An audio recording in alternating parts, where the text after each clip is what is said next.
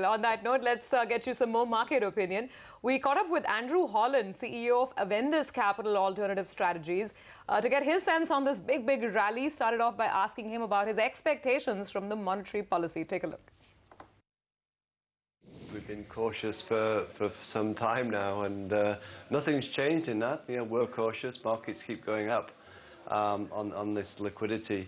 And, you know, I was just listening to Uday, and then at some point we will see this correction. Unfortunately, you know, there doesn't seem to be a big trigger that's happening. There's many negatives out there, but nothing seems to be pushing markets lower. I mean, you know, you get poor GDP data from the US, and everyone thinks, okay, interest rates probably won't now rise in the US, so therefore liquidity will continue to go into bonds and the markets as well. So some fund managers did tell us that they are a bit in cash as we approach 10,000.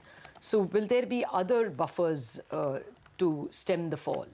No, listen, the strategy of buying dips has worked now for, you know, for the past 1 year, and there's no reason to say that it might not.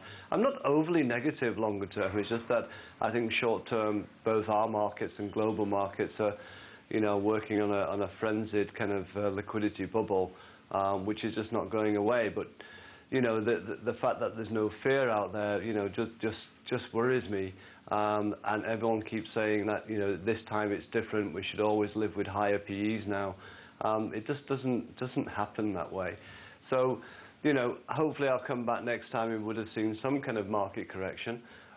But, you know, markets, when liquidity is driving it, just makes valuations that can remain, you know, overstretched for a lot longer than you ever expected. This rally is led by NBFCs, the HDFC twins, private sector banks like Yes Bank, and the stocks have gone up 50 to 100% in the last 6 to 7 months. How would you approach that space? Is it time to book profits because of the rally that we've seen and the general caution in the market, or do they still have legs to run? Well, we still like the private banks on a, you know, a kind of a short to medium term basis anyway. We continue to feel that they will take market share from the PSU banks, which, you know, when I look at the numbers over the weekend, you know, are just appallingly bad. I mean, there's nothing more to say than that. And I don't know why you've seen any rally in the PSU banks at all, apart from it's being pulled up by the private banks. So, you know, those will be the first pack to fall when the banking sector does take a hit. But private banks is somewhere where we'll continue to be, you know, positively kind of you know, geared to the long term in terms of our investments. So I'm not so worried about the private banks. You will get, you know, obviously any correction you'll see some you'll see some profit taking, and that would be the time I'd be buying more of the private banks rather than kind of you know, getting any concerns there. Andrew, you know, in terms of positioning yourself, where would you have shorts now? Since you have the advantage of, you know, a long short fund, which areas of market would you want to short right now? So we're still, you know, negative towards, you know, the IT sector. The results, again, were very poor. And, you know, there's another year and a half of significant pain in that sector. The pharma sector, again, after a brief rally because of that short covering thing by SEBI, you know, again, the results are not proving to be so great. We saw some results from, I think, Dr. Eddy's last week, which is pretty poor. And that's going to be the feature of the pharma sector, particularly the generics are going to have to reinvent themselves, and there's a lot of pain to go ahead there. Telecom, we're taking a pause. We're getting a little bit more constructive there. We think there's another 6 months of pain as Reliance inflicts that, but thereafter we might be looking at this sector a bit more favourably. The two sectors which, you know, continue, we feel, to kind of be missed out in terms of shorting at the moment are PSU banks, which is, again, has been, as I said before, just being, you know, helped by the overall private banking sector. And I think the power sector, unless something happens very quickly, I think is going to be the next leg of a downturn for that sector and also for the banks. Do you think a rate cut is a given, already factored? How are you playing it as a trader? I think 25 basis points is a given. You could argue that they could actually do more, actually. given that you've got a very kind of anemic kind of interest rate environment globally. Whilst Mario Draghi said he's going to do something, I think that's going to be more September, October, and I think with the figures coming out of Japan, it's probably more likely there in early next year. So, I expect a continued weaker dollar because of that. So I think, definitely 25, given what he's seeing in terms of the economy with GST, maybe he'll surprise us, but haven't done so in the past, and the commentary, I think, will probably be more important than maybe the 25 basis points. Okay, that was Andrew Holland. The stock that's really surged today is Shree Cement. I mean, clearly best-in-class earnings from Shree Cement, and I think the market's rewarding that. We saw numbers earlier from ACC, Ultratech, of course, but for Shree Cement, and Shree Cement corrected a bit from its high point, so 7.5% higher now on Shree Cement. Ashwini, thoughts on the stock?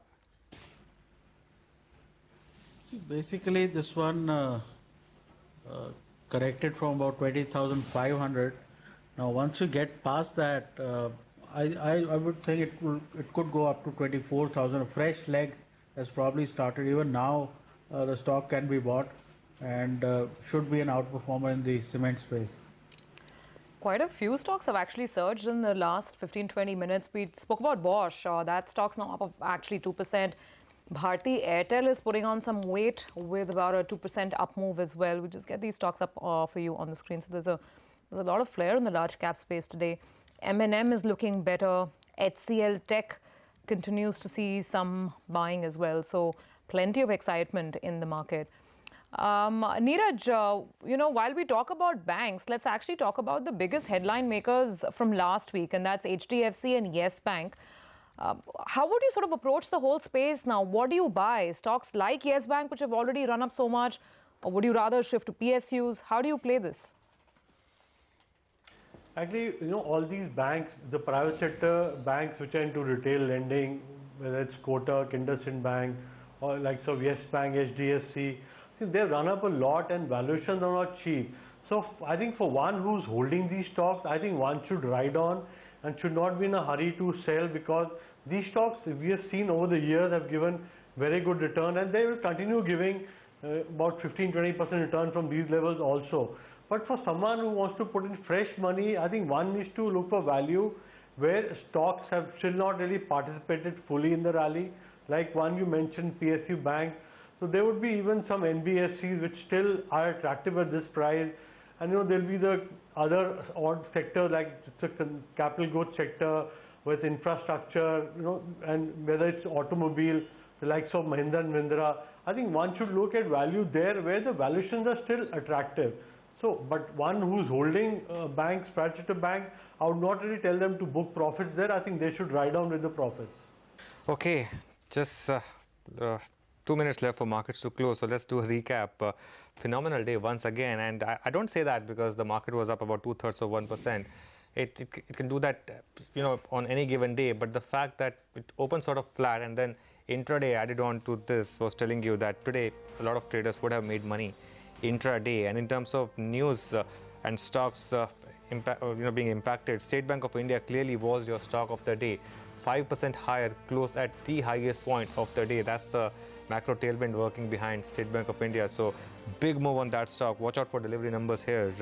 Apart from that, you had other big movers like Larsen & Toubro, ICICI Bank, Infosys, ONGC, Maruti Suzuki, Eicher Motors.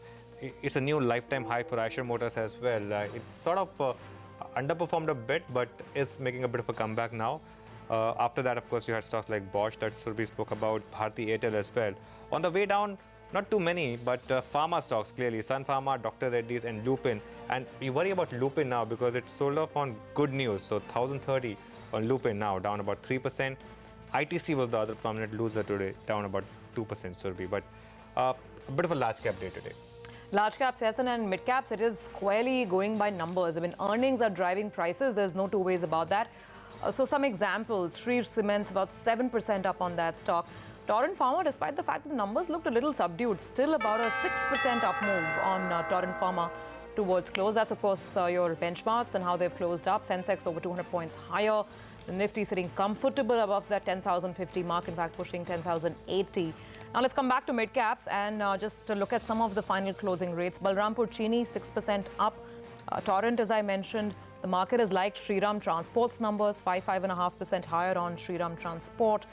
Coromandel got a thumbs up, 3% up on that. UPL, GHCL, these are some of the other names on the upside. In fact, if we talk about more gainers, Groove Finance managing about a 5% up move for itself. Crompton Consumer, remember the numbers were slightly lackluster, but it seems the market went through the detail and decided to pick it up today. Crompton Consumers had a good session, but 4-5% up on that stock as well. Some of the graphite makers, graphite electrode makers like HEG, Graphite India, these were stocks that have been up and about in today's trading action as well.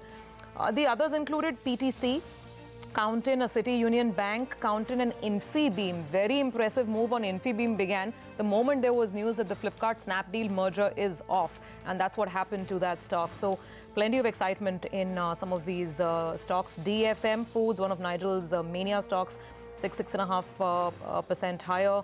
Thirumalai Chemicals 12% higher, Dwarikesh 6%, so lots of flair. Let me now also talk about the not so lucky.